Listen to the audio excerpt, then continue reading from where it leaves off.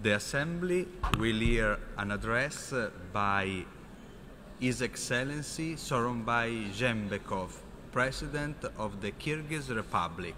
I request protocol to escort His Excellency.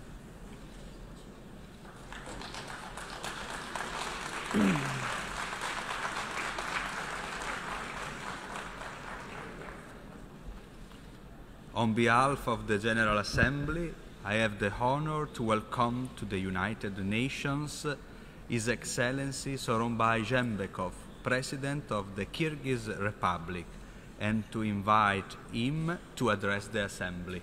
Please.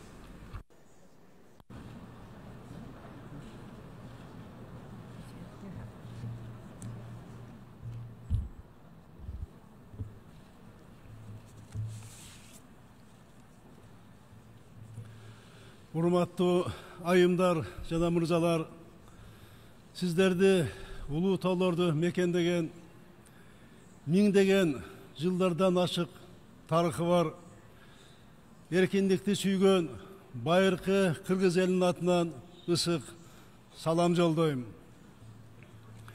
Бириккен Улуттар уюмунун бийик трибунасынан Кыргыз Республикасынын көз карашы боюнча бышып жетилген жана биргелешип чечүүнү талап кылган улуттук, регионалдык жана глобалдык деңгээлдеги көйгөйлүү проблемаларга токтолгум келет.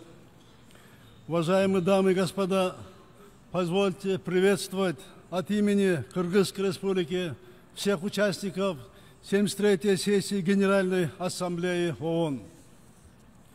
Глобальная политическая, экономическая и экологическая ситуация меняется быстро.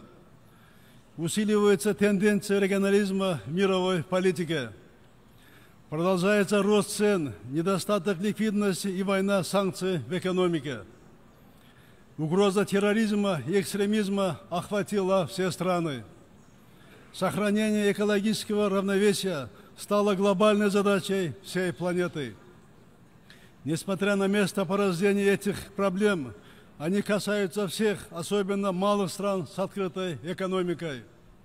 Для Кыргызстана обозначенные процессы оказались чувствительными. Поэтому считаю, что сегодня